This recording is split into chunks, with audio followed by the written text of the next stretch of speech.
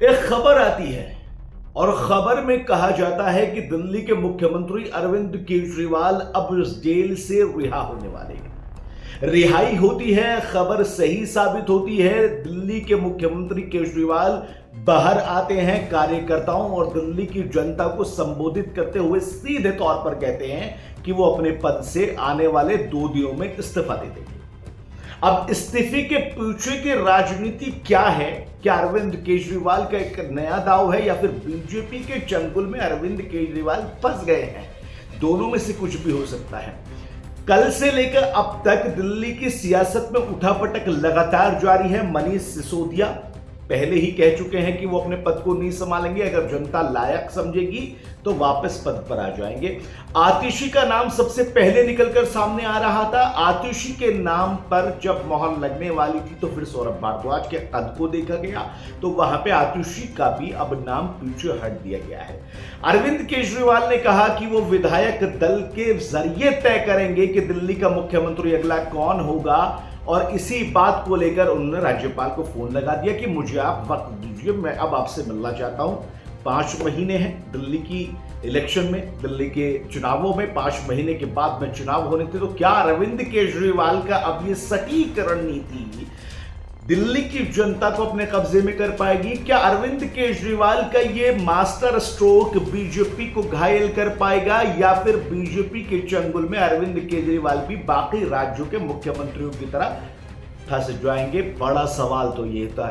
लेकिन अब हम आपको 5 सवाल हमारे जहन में हैं, उन 5 सवाल हम आपके सामने लेके आते हैं कि जरा उन सवालों की तरफ चलते हैं जो सवाल मुंह बांधे अरविंद केजरीवाल की तरफ टकटकी लगाकर देख रहे हैं। पहला सवाल मैं आपको बताता हूं। पहला सवाल यह है कि क्या जो एक योजना अरविंद केजरीवाल ने जिस योजना का जो है जिक्र किया था, या फिर यूं कहूं कि 10वें बजट जब पेश हुआ था उसमें जिक्र किया गया था कि 1000 रुपए महिलाओं को दिया जाएगा, वो जो स्कीम है आपको याद होगी, क्या उस स्कीम का फायदा अब मिल पाएगा? क्योंकि 4 मार्च 2024 को बजट के दौरान ही इस तरह की चीजों को सामने लाया गया था और साफ तौर पर कहा गया था कि मुख्यमंत्री केजरीवाल ने यह कहा था कि वो मुख्यमंत्री महिला सम्मान योजना ला रहे हैं। इस योजना के तहत 18 साल से ज्यादा उम्र की महिलाओं को हर महीने 1000 रुपए दिए जाएंगे।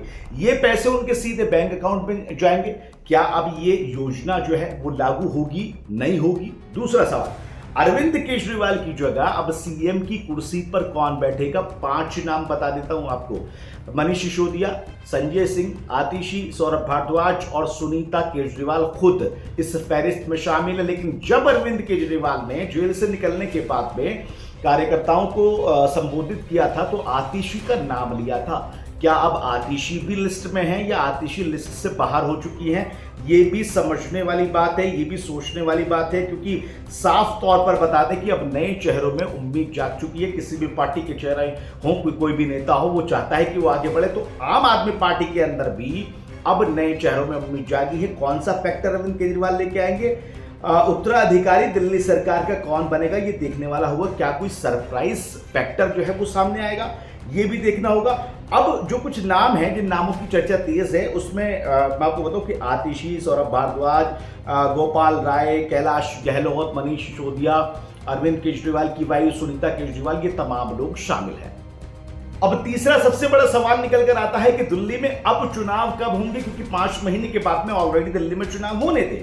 फरवरी के महीने में 2025 में चुनाव होने थे और ये प्रस्तावित थे। लेकिन रविवार को जब केजरीवाल ने अपने इस्तीफे का ऐलान किया तो ये भी जोड़ा कि दिल्ली की विधानसभा में चुनाव फरवरी की बजाय अब नवंबर में कराए जाएं। यानी नवंबर का इशारा यह है कि हाल ही फिलहाल में इलेक्शन किए जाएं। राज्यपाल से मुलाकात के लिए उन्होंने फोन किया। राज्यपाल से मुलाकात करके वो यही कहेंगे कि अब चुनाव कर लिए जाएं। क्या राज्यपाल इस बात की सहमति देंगे? चुनाव आयोग सहमति देगा?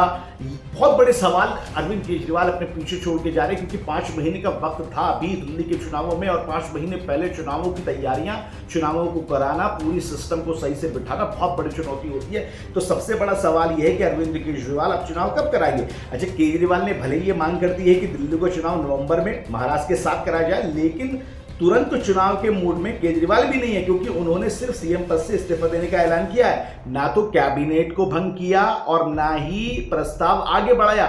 विधानसभा भंग करने के लिए बात हुई, लेकिन अभी तक हुई नहीं है, बात चल रही है। फिलहाल दिल्ली का यह सवाल है कि आखिर अरविंद केजरीवाल चुनाव जब नवंबर में कराने के मूड में हैं, तो फिर उन्होंने मंत्रिमंडल को भंग क्यों नहीं किया, विधानसभा को भंग। बहुत सारे सवाल अरविंद केजरीवाल की तरफ से आ रहे।